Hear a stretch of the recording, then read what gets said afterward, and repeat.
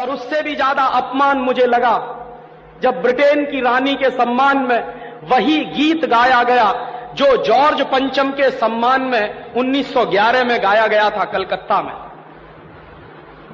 कौन सा गीत था वो?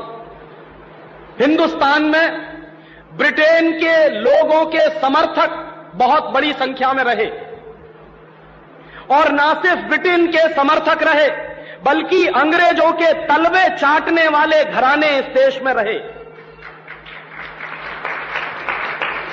अंग्रेजों की जी हजूरी करने वाले घराने इस देश में रहे, और जिन खानदानों ने अंग्रेजों के जितने ज्यादा तलवे चाटे उन्हीं खानदानों का नाम इस देश में गर्व से लेते हैं लोग। जो अंग्रेजों के सबसे ज्यादा पिट्ठू बनकर रहे, जो अंग्रेजों के चरणों में साष्टांग बिछ जाते थे, ऐसे ही लोगों को इस देश के इतिहास में पढ़ाया जाता।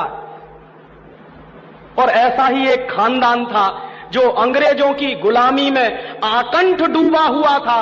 उस खानदान का नाम था टैगोर खानदान।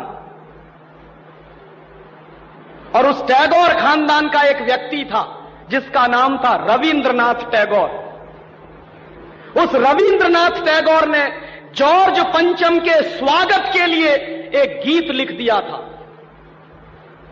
और ना सिर्फ उस आदमी ने वो गीत लिखा, बल्कि कलकत्ता में जब जॉर्ज पंचम पहुंचा और उस भरी सभा में जहां लाखों लोग उपस्थित थे, हिंदुस्तान की गुलामी का गीत गाया गया और ब्रिटेन के राजा का सम्मान किया गया। और यह काम रविंद्रनाथ टैगोर ने अपने मुंह से किया।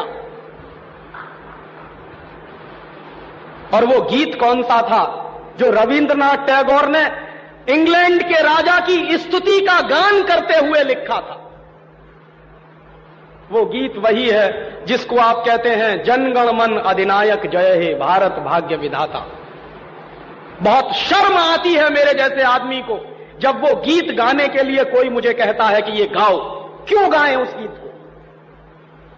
रविन्द्रनाथ टैगोर तो चापलूसी करते थे अंग्रेजों की, रविन्द्रनाथ टैगोर तो चाटुकार थे अंग्रेजों के, और रविन्द्रनाथ टैगोर तो साइकोफेंट थे अंग्रेजों के। इसलिए उन्होंने अंग्रेजों के राजा के सम्मान में वो गीत लिखा था।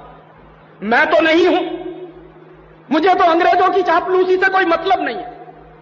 मैं तो अंग्रेजों का उससे ज्यादा विरोधी हूं जितना कोई हो सकता।